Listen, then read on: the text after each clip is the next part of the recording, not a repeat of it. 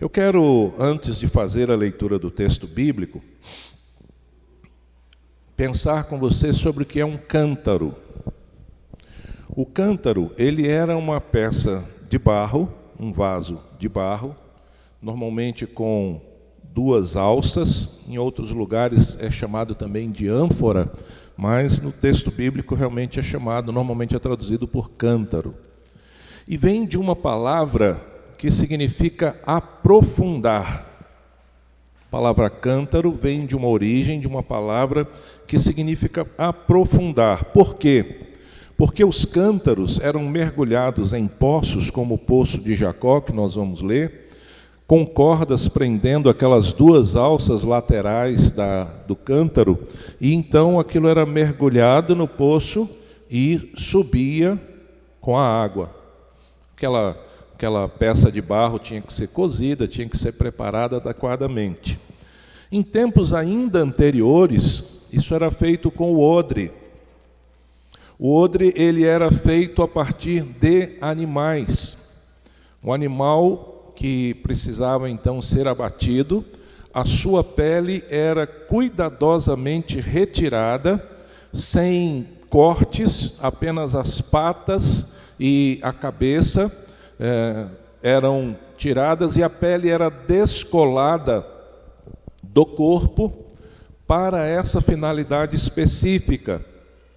E aquela pele, aquele couro era devidamente curtido em folhas de carvalho, em casca de árvore de carvalho, em outros processos de curtição, para se tornar limpo e adequado depois de todo um processo ao sol, para ser usado como um reservatório de água. Às vezes o próprio odre era, odre ou odre, vai depender aí como queiram pronunciar, ele era lançado ao poço também com corda, como o cântaro, e vinha então com a água. Ou era usado para viagem, como um processo de levar a água para outro lugar. As patas eram costuradas, a parte do pescoço, e uma abertura era mantida, normalmente na parte da pata. E aquela abertura era enrolada com outro pedaço de couro, feito um chicote, para não deixar a água se perder. Era dobrado e amarrado. E transportava então água, transportava leite, transportava azeite, transportava vinho. Essas 4 utilidades. Poderia ser dado outras utilidades, mas estas 4 principalmente. Então, tanto o cântaro como o odre, ele tinha uma finalidade muito específica. Eu quero dizer para os irmãos que eu não sabia disso até realmente mergulhar numa pesquisa. Tinha, naturalmente, uma noção, mas não dessa semelhança, e até mesmo que o odre tinha uma anterioridade ao cântaro nesta destinação. Então eu percebo que realmente quando Deus falou cântaros e odres, Ele estava querendo mostrar essas duas figuras como relacionadas, e essas duas figuras como sendo usadas para algo, para transportar algo, para ser cheia de algo. E é sobre isso que nós vamos pensar nesta manhã. A palavra odre significa pele. Um dos significados principais é exatamente pele, porque era feito com pele de animais. Por exemplo, quando o servo de Abraão vai em busca de uma esposa para Isaque, este servo, que era temente a Deus, ele pede para Deus um sinal. E ele pede para que exatamente aquela que o Senhor queria designar para Isaque, ela estivesse com um cântaro em sua mão, tirando água, e que ele então pediria água, e ela não apenas daria água para ele, mas daria água também para os seus camelos. Ora, uma pessoa que não conhecia, de repente ser abordada por um homem, servi-lo de água e ainda dispor a dar água para todos os animais, realmente era algo assim surpreendente. E foi assim que o Senhor mostrou quem seria a esposa de Isaque. Rebeca estava com seu cântaro tirando água e se dispôs a servir. Então, essa primeira figura, eu queria que você pensasse nessa figura. O cântaro é um instrumento para servir. Em Eclesiastes 12, o verso 6, o autor de Eclesiastes representa o cântaro com a própria vida. Ele faz uma comparação da sua vida com o próprio cântaro. Depois você pode olhar, e eu gostaria que até que você o fizesse. Eclesiastes capítulo 12, o verso 6. Então, não estamos falando de cântaro e de odres. Entendo que o Senhor não está querendo falar sobre uma peça de barro ou sobre uma pele. O Senhor está querendo falar para cada um de nós, como cântaros e odres que o Senhor quer encher. O que é que nós estamos transportando? O que é que nós estamos guardando dentro de nós? E o que é que o Senhor quer que nós guardemos? Em Lucas, no capítulo 22, o verso 10, o Senhor Jesus referiu-se ao cântaro como sendo a maneira que os seus discípulos iriam encontrar um homem, transportando o cântaro, eles iriam seguir aquele homem até uma casa e se dirigiriam então ao dono da casa e diziam: olha, o mestre quer cear com os seus discípulos.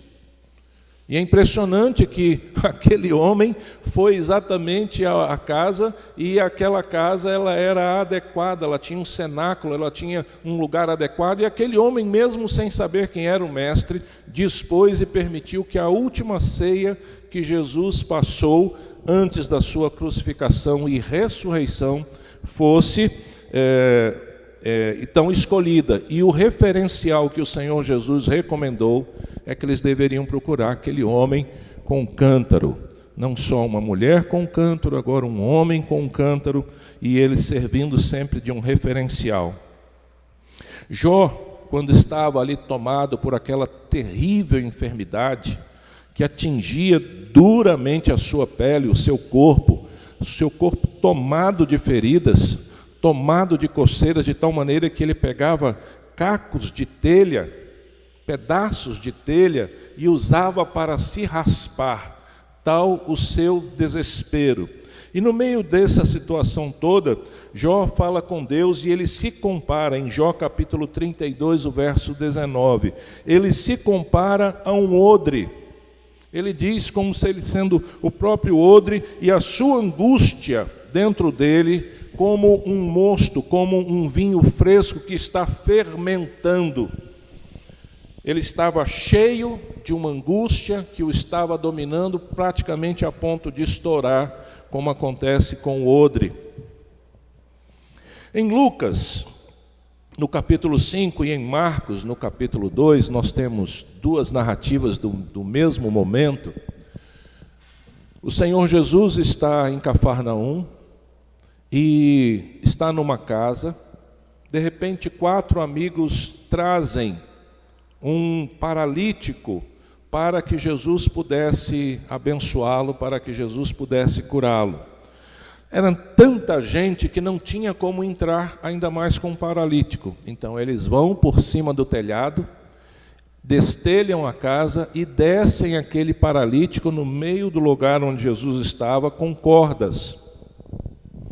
E Jesus então está ali com aquele homem, e Jesus volta-se para aquele homem e diz: perdoados são os teus pecados.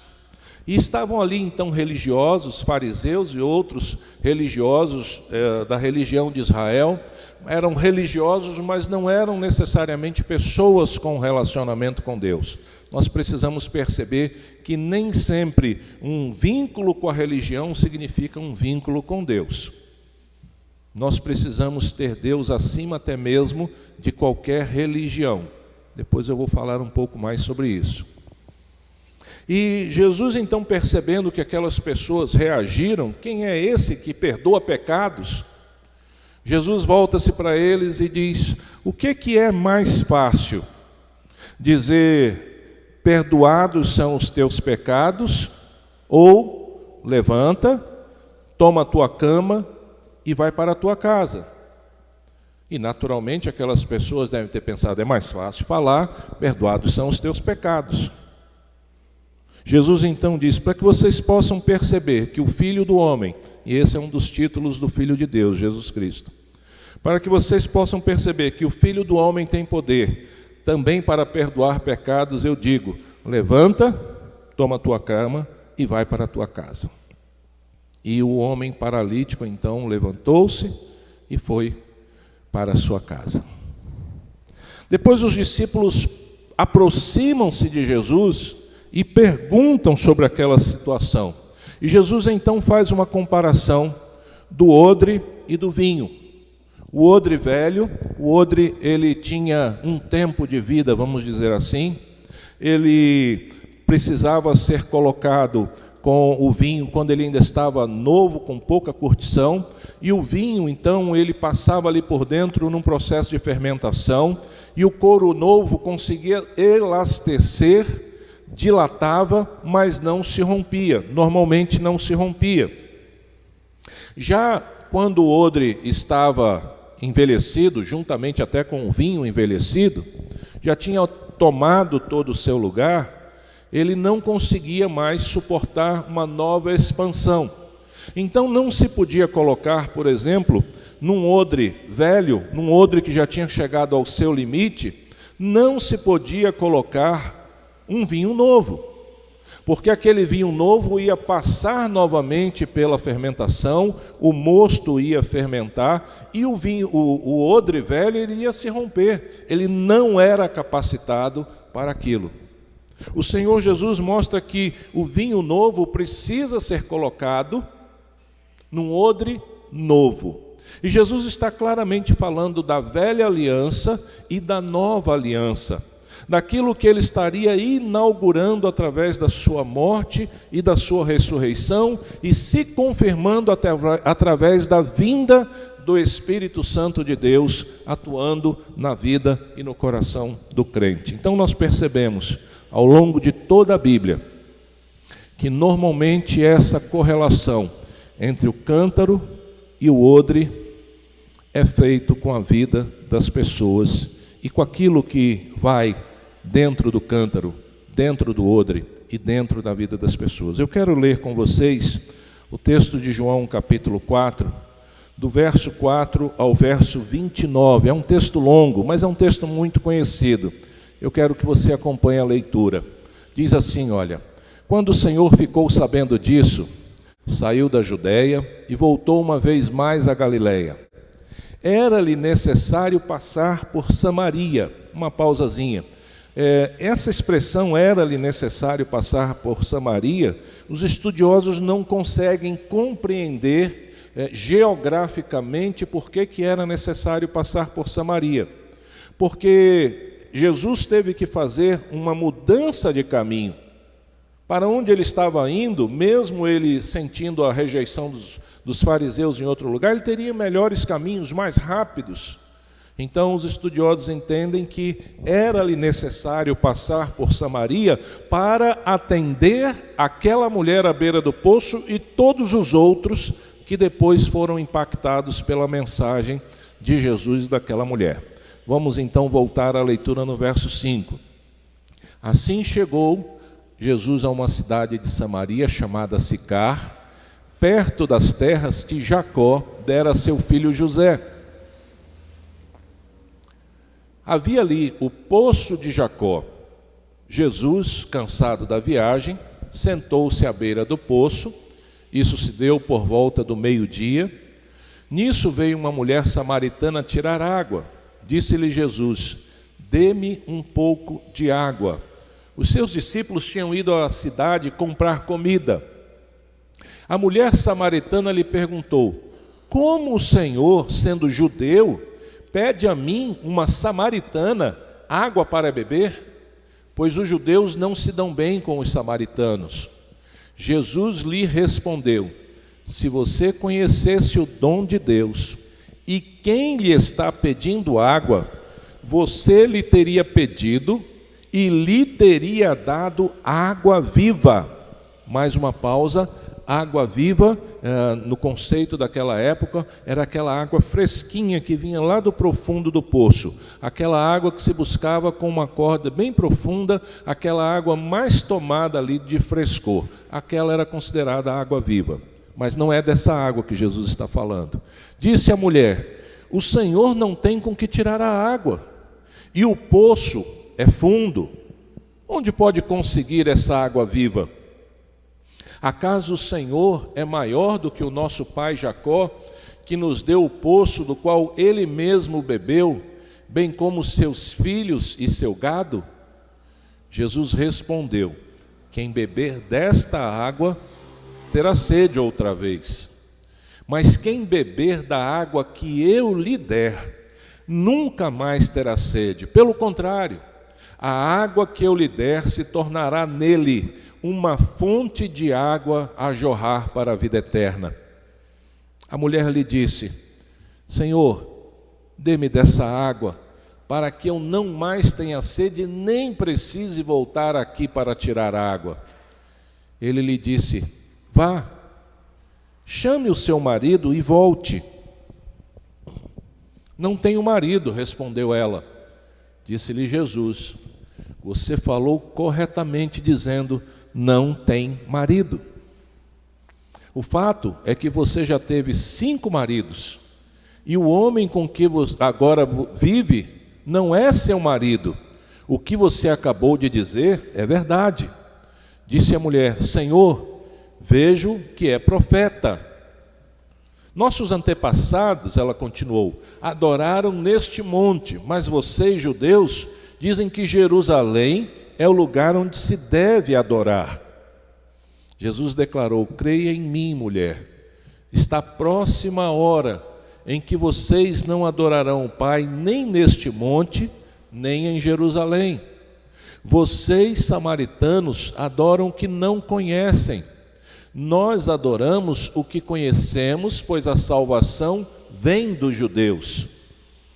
No entanto, está chegando a hora, e de fato já chegou, em que os verdadeiros adoradores adorarão o Pai em espírito e em verdade. São estes os adoradores que o Pai procura. Deus é espírito, e é necessário que os seus adoradores o adorem em espírito e em verdade. Disse aquela mulher: eu sei que o Messias, chamado Cristo, está para vir. Quando ele vier, explicará tudo para nós. Então Jesus declarou: eu sou o Messias, eu que estou falando com você. Naquele momento, os seus discípulos voltaram e ficaram surpresos ao encontrá-lo conversando com uma mulher. Mas ninguém perguntou: que queres saber? Ou por que estás conversando com ela? Então, deixando o seu cântaro, preste atenção, vou ler de novo, verso 28. Então, deixando o seu cântaro, a mulher voltou à cidade e disse ao povo: venham ver um homem que me disse tudo o que tenho feito. Será que ele não é o Cristo? Que Deus possa nos permitir compreender aquilo que eu sou incapaz de dizer, aquilo que só Deus, por seu Espírito, pode falar com cada um de nós nesta hora.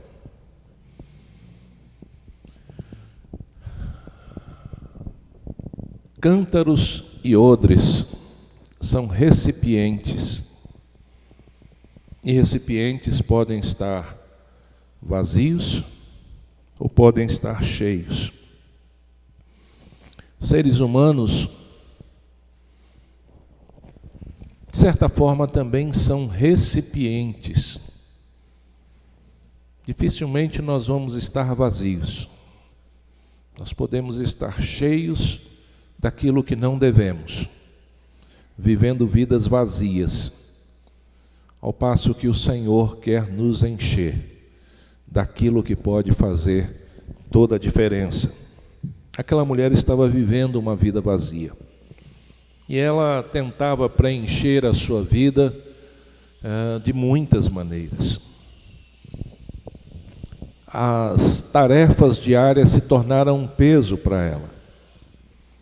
Ter que sair da cidade, ir até o poço, buscar a água, voltar, não conseguiria transportar uma grande quantidade de água, ela somente poderia transportar uma quantidade limitada de água.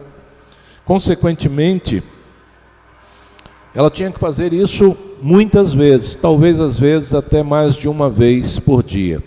Vou fazer uma pausa. Então, aquela mulher não só estava fatigada de fazer diariamente aquela mesma rotina, como ela estava cansada de viver. A sua vida foi uma busca de preencher o vazio da sua existência. Pastor Irlando Pereira de Azevedo, falando aos pastores há alguns anos em Brasília, usando esse mesmo texto, ele diz, e tanto ele como alguns estudiosos entendem que Jesus está indo numa direção e Jesus fala da água viva, e que aquela mulher deve demonstrar nos seus atos uma mudança de postura, que demonstra que não apenas ela queria a água que evitasse aquela rotina fatigante, mas alguns estudiosos percebem que aquela mulher, de certa forma, se colocou disponível para um relacionamento com Jesus. E Jesus corta imediatamente aquela conversa, não de uma maneira grosseira, mas Jesus traz aquela mulher para uma realidade mais profunda. E Jesus diz, então, vai e traz o seu marido. Imediatamente ela diz, eu não tenho marido. Ela se coloca disponível, eu não tenho marido. Se eu não tenho marido, eu sou uma pessoa solteira. Se eu sou solteira, eu estou disponível. E Jesus diz, olha, você respondeu muito bem dizendo não tenho marido. Você já teve 5 maridos. Jesus não quer acusá-la. Jesus não quer apontar o dedo para o seu pecado. Jesus quer mexer no fulcro da sua história, na sua necessidade principal. Ela é uma pessoa vazia, tentando preencher o seu vazio com uma série de situações. Jesus diz, você já teve 5 maridos. E agora você está vivendo uma relação ilícita. Pessoa com quem você está não é seu marido. E negando até mesmo aquele relacionamento. Aquela mulher tem um impacto. E Jesus então começa a mexer no mais profundo. É interessante, queridos, que às vezes, quando nós chegamos no ponto principal da nossa existência, a nossa mente, que é resistente à ação do Espírito Santo de Deus, o pecado nos torna resistentes a permitir a ação do Espírito Santo de Deus, nós fugimos para detalhes. Aquela mulher entrou por um discurso religioso. Olha, vocês dizem que é em Jerusalém, nós dizemos que é aqui o lugar de adoração. Jesus mostra, queridos, que o planeta inteiro é inadequado. Não é esse lugar, aquele ponto, aquela sede de igreja, aquele templo. Não é isso que faz a diferença. Mas é o nosso relacionamento com Deus que faz a diferença. Eu estava conversando com um rapaz que havia sido criado na Igreja Batista, na sua adolescência, juntamente com seu irmão, se afastaram, se envolveram com drogas, se envolveram com crimes. Depois ele começou um relacionamento e parecia estar querendo voltar para um relacionamento com Deus. E pediu para conversar comigo. Eu fui à sua casa, a casa de sua mãe, ele estava lá novamente, e começamos a conversar. E quando eu comecei a tratar de algumas coisas importantes, aconteceu muito semelhante. Ele começou a falar de experiências religiosas, e assim como se fosse com todo respeito, um mestre dando uma aula. Eu acredito que ele tenha vivido grandes experiências com Deus no passado, Mas naquele momento, tudo aquilo não passava de discurso religioso, porque ele havia abandonado o principal, que era a fonte, que era o Senhor Jesus. Quando chegamos nesse ponto, infelizmente, tentei confrontá-lo, mas não havia muito mais o que fazer. Nós terminamos aquela conversa e a vida daquele rapaz, infelizmente, seguiu no mesmo curso, porque ele estava disposto a truques, ele estava disposto a coisas externas, ele estava disposto a discurso religioso, mas não a se dispor a algo que só o Espírito Santo de Deus pode fazer.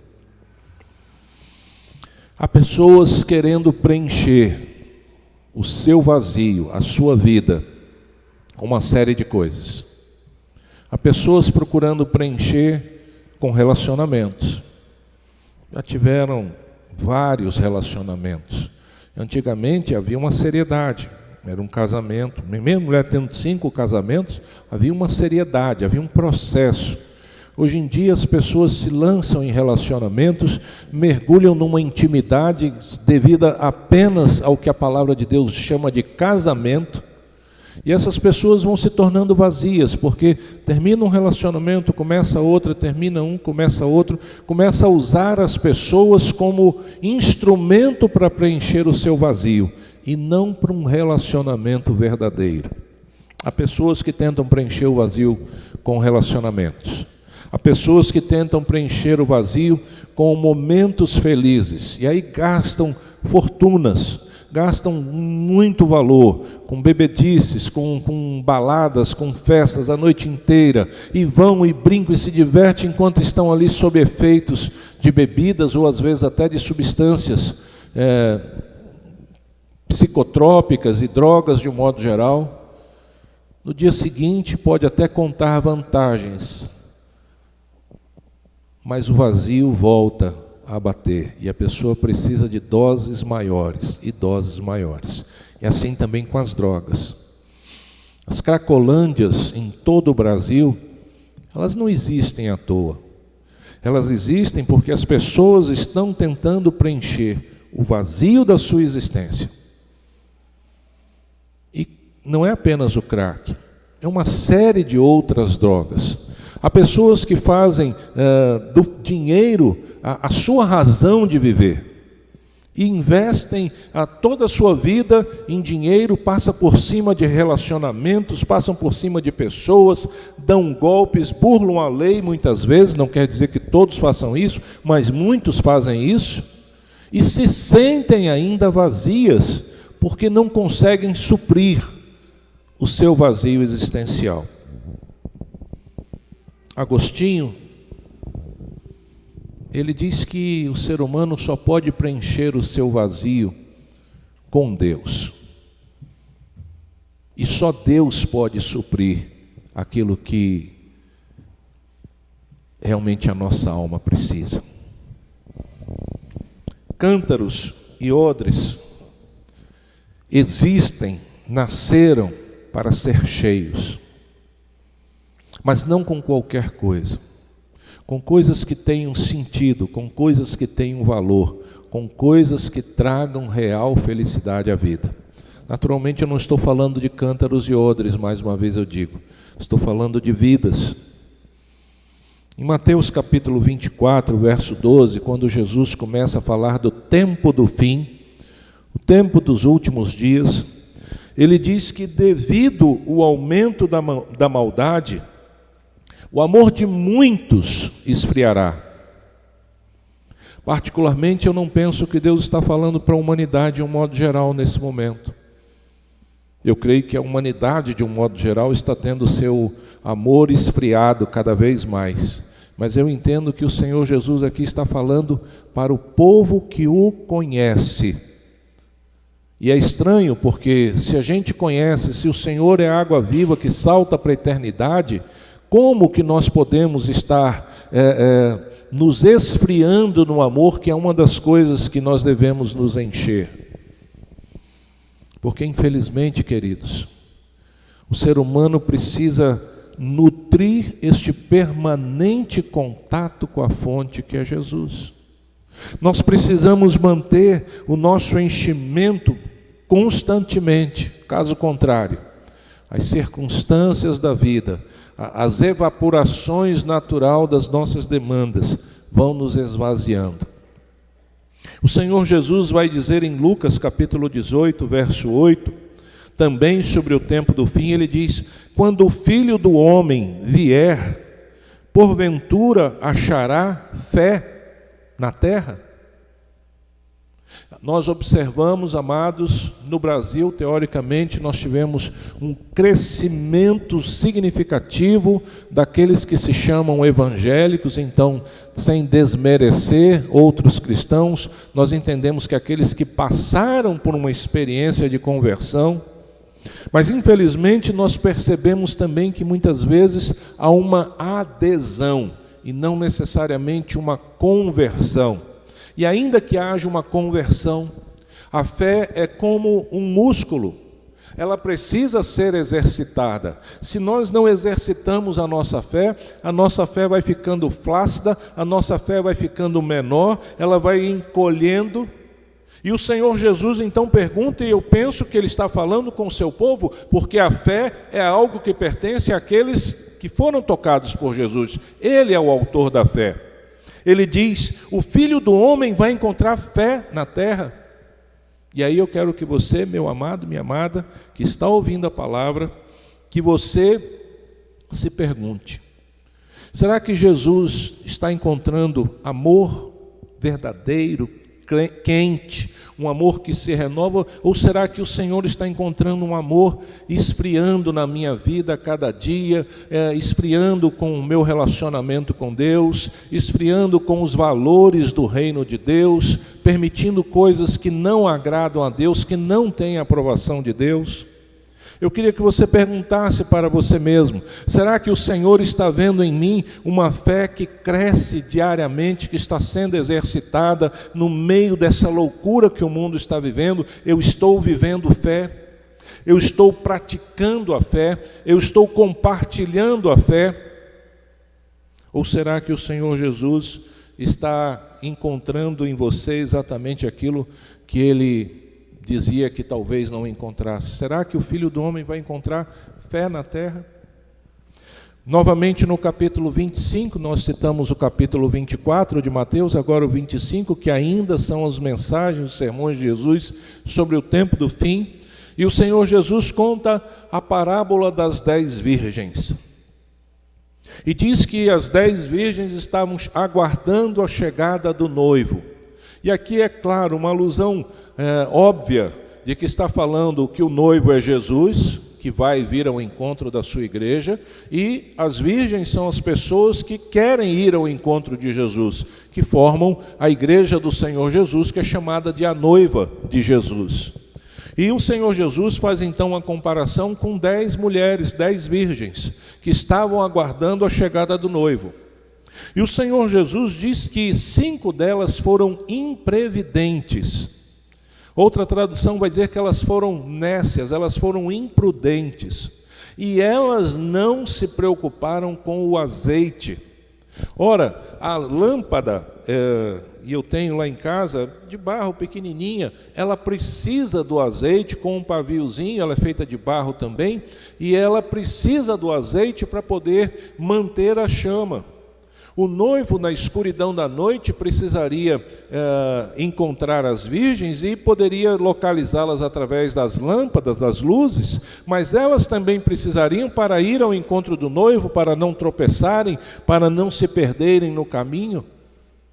E o Senhor Jesus diz que 5 não foram prudentes, não se preocuparam com azeite, e 5 sim foram prudentes e não apenas tinham azeite na lâmpada, mas tinham reserva de azeite para que, se demorasse, a lâmpada pudesse ser cheia de novo. Meus queridos, nós vimos, não é, que tanto o odre quanto o cântaro também poderia ser cheio de azeite. O azeite representa, queridos, o nosso relacionamento com o Espírito Santo de Deus. Só pode ter realmente esse ardor aqueles que estão andando pelo Espírito, guiados pelo Espírito, mantendo o seu relacionamento espiritual. Muitas pessoas que adentram as igrejas e não passam por uma transformação, podem até passar por algo que parece azeite, pode erguer a mão, pode trabalhar em cargos, pode fazer uma série de coisas, mas quando vão para o que é essencial, o azeite não vai sustentar. Passam por momentos, mas não conseguem manter a sua chama acesa, porque o azeite não está presente. O Senhor Jesus nos diz que nós devemos buscar esse relacionamento com o Espírito Santo de Deus. O Espírito Santo de Deus, no Brasil, foi traduzida a palavra Paráclito como Consolador. Não está equivocada a tradução, mas ela é menor do que o real sentido que o texto bíblico quer dizer. Então, nós podemos dizer que o Espírito Santo, ele é consolador. Estamos tristes que as consolações do Espírito Santo venham sobre nós, sobre os enlutados. Só que a figura do Consolador é muito mais do que isso. Os tradutores no Brasil pegaram a palavra Paráclito, que tem uma ligação, uma das possíveis traduções é advogado, aquele que defende a causa do outro, e usaram esta interpretação para dizer que que o Espírito Santo é o Consolador. Entretanto, o Paráclito, ele era também, nos tempos bíblicos, aquele guerreiro hábil, aquele guerreiro que desequilibrava uma batalha, aquele guerreiro que só a sua presença trazia um enorme moral na tropa para lutar com ardor. É esse o sentido. Nossos irmãos americanos têm uma palavra realmente que é muito melhor. O Espírito Santo é o encorajador. Queridos, a palavra de Jesus, quando ele diz, vão ficar sozinhos, eu vou dar o Paráclito, Jesus não está dizendo que ele vai mandar alguém, que vai fazer carinho na gente, olha, vai ficar tudo bem, pobrezinho de você. Não! Jesus está dizendo que ele vai mandar aquele guerreiro, aquele que faz diferença, aquele que desequilibra a batalha, aquele que vai estar ao nosso lado, e nós podemos saber que vamos passar por qualquer luta, porque o encorajador, o Espírito Santo de Deus está conosco. O apóstolo Paulo, queridos, no capítulo 5 de Efésios, no verso 18, ele diz que nós devemos nos encher do Espírito. O que é nos encher do Espírito? Nos encher do Espírito é exatamente o que Jesus está dizendo. Nós não devemos lutar com as nossas forças, com a nossa mente, com a nossa capacidade. Nós devemos lutar com a força, com a capacidade que vem do Espírito. Encher-se do Espírito é agir como o Espírito Santo de Deus nos conduz, com a ousadia que o Espírito Santo de Deus nos conduz. Homens e mulheres, crianças e idosos, cheios do Espírito Santo, já fizeram grandes coisas pelo Evangelho, enfrentando situações terríveis, mas não acovardando-se na sua fé. Nós precisamos entender, meu querido, minha querida, que nós somos cântaros, somos odres, não para simplesmente transportar coisas perecíveis. Não apenas transportamos a água que torna a trazer a sede, não apenas transportamos o leite que nos alimenta temporariamente, não apenas transportamos o vinho de uma alegria momentânea, não apenas transportamos o azeite de uma circunstância, um combustívelzinho. Nós transportamos, nós devemos ser cheios do Espírito que transborda, que nos faz transbordar, que nos faz encher, que nos enche de coragem, que nos enche de ânimo, que nos enche de ousadia, que nos enche de autoridade para realizarmos aquilo que sozinho jamais poderíamos fazer. Assim, queridos, um gatinho se torna um leão. Uma pessoa sem muita instrução se torna capaz de falar com reis.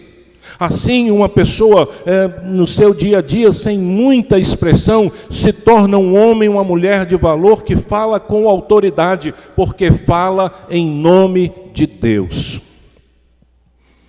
Nós estamos, e eu digo isso com muita convicção, nós estamos no tempo do fim. Quanto tempo vai durar? Não sabemos. Nem temos que estar com essa preocupação, não é? Infelizmente tem gente que não está nem tomando a vacina porque diz que é coisa do diabo e que é marca da besta, então não vai tomar. Para aí, seja inteligente. Primeiro que o ser humano tem ciência porque a ciência vem de Deus. Ciência significa conhecimento, e o conhecimento vem de Deus. Não faça essa besteira. Uma professora, há mais de 20 anos, disse que não ia fazer faculdade de pedagogia porque Jesus estava voltando.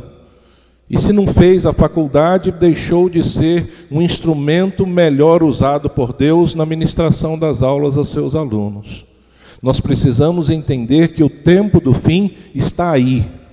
Mas ao contrário de nós pararmos e ficarmos aguardando o tempo do fim, o fato de entendermos que está no tempo do fim deve nos impulsionar a agir, a fazer, a realizar, não nas nossas forças, mas na força do Espírito Santo de Deus. O Senhor Jesus perguntou: será que vou encontrar fé? O Filho do Homem vai encontrar fé na terra quando ele voltar? Será que o amor das pessoas terá mantido ainda uma temperatura condizente ou vai ter se esfriado? Será que muitos perderão o azeite, o combustível?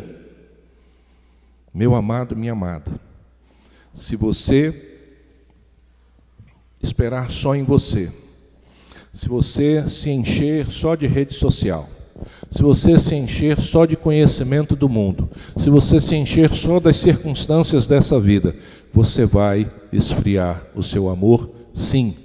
Se você se preocupar só com as circunstâncias dessa vida, se você não perceber quem você é diante da eternidade e já agora, você vai esfriar na sua fé, você vai apequenar a sua fé. Se você restringir a sua existência a estar no templo ou não estar no templo, se é conveniente, se não é conveniente, e o seu culto, o seu fervor, a sua adoração é só aqui, então o seu azeite vai acabar, sim. Mas se você entender que você é um cântaro, que você é um odre, que o Senhor Deus quer encher com seu Espírito, o seu amor será um amor que aquecerá os corações de outros. A sua fé será uma fé que fará a diferença por onde você passar. O seu azeite não apenas vai servir para você, mas vai levar com que muitos também queiram buscar este mesmo azeite, este mesmo combustível na presença do Senhor. O que você quer ser? Como você quer viver? Como você quer passar os seus dias? Um odre, um cântaro que transporta coisas efêmeras, transitórias, ou um cântaro, um odre que está cheio de Deus, da presença de Deus, do poder de Deus, da autoridade de Deus sobre você.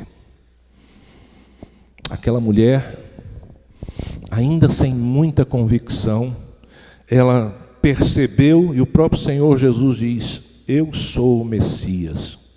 Mesmo ainda sem ter uma convicção totalmente formada, ainda nos primeiros passos da sua caminhada, ela vai à cidade de Sicar, onde naturalmente todos a conheciam, e ela diz àquelas pessoas: olha, um homem me disse tudo o que eu tenho feito, porventura não será ele o Cristo? E todos foram ao encontro de Jesus. Meu amado, minha amada, se a sua vida, se o seu cântaro, se o seu odre não está conduzindo pessoas ao encontro de Jesus, você não está entendendo a razão da sua existência nesse mundo. Se a sua vida está simplesmente servindo de depósito de coisas desse tempo, e você não é um instrumento de Deus para que outras pessoas sejam transformadas, você precisa rever seus valores, seus conceitos, e quem sabe, até rever se você realmente passou por uma experiência de conversão. Acredito que muitos que passaram por uma experiência de conversão, por se afastarem da fonte que é Jesus Cristo, do relacionamento com Deus através do Espírito Santo, se tornaram pessoas que estão esfriando no amor, que estão apequenando a sua fé, que estão acabando o seu azeite. Eu quero convidar você, meu amado, minha amada. Se você ainda não experimentou Jesus na sua vida, a verdadeiramente pedir ao Senhor Jesus que agora toque na sua vida, transforme a sua vida, perdoe os seus pecados, faça você transbordar do Espírito Santo de Deus. E se você, meu amado, já teve uma experiência firme com Jesus, realmente passou por uma conversão, mas se deixou levar por circunstâncias, priorizou outras coisas, deixou de nutrir a sua existência com Deus, se tornou num amor morno, se tornou numa fé diminuída, se tornou num azeite escasseante, eu quero convidá-lo a buscar ao Senhor nesta hora e clamar que Ele te encha daquilo que pode fazer diferença na sua vida. Eu queria orar com você nesta hora. Eu queria que você, aonde estiver, mesmo que você assista essa mensagem posteriormente, eu queria que você realmente ouvisse as palavras e estivesse vivendo intensamente esse momento diante de Deus. Eu queria que você estivesse falando com Deus já agora, mesmo você que está aqui, mesmo que você que está em casa, mesmo você que vai assistir posteriormente. Coloque a sua vida diante de Deus. Senhor, talvez eu não esteja sendo realmente aquilo para o qual eu deveria. Senhor, eu sou um cântaro hoje transportando a água que volta a dar sede. Eu sou um odre transportando vinho, momentos de alegria, mas que daqui a pouco se transformam em momentos tristes novamente. Senhor, eu estou transportando leite que alimenta, mas que volta a dar fome. Senhor, eu estou transportando azeite que serve para o combustível, mas que não dura muita coisa. Eu quero pedir, Senhor, que o Teu Espírito venha sobre a minha vida. Eu quero pedir que o Senhor me encha de verdade plenamente, retirando, Senhor, aquilo que não te agrada, retirando aquilo, Senhor, que impede a minha santidade, retirando, Senhor, aquilo que na verdade está entulhando a minha vida e impedindo o fluir do Teu Espírito na minha vida.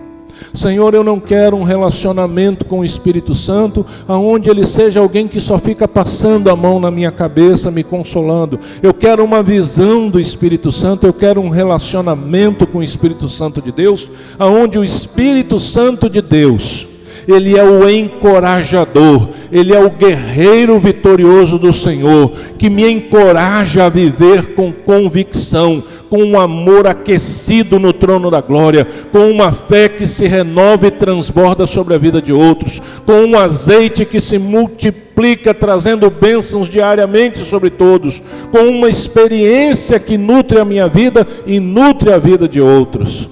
Eu quero ser um instrumento do Senhor.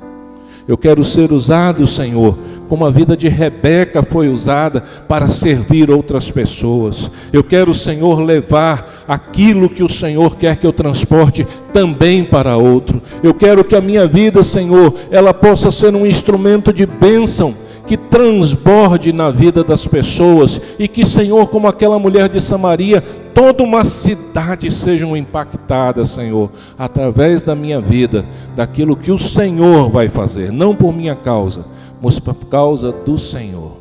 Eu peço, Senhor, que o Senhor venha com poder sobre mim.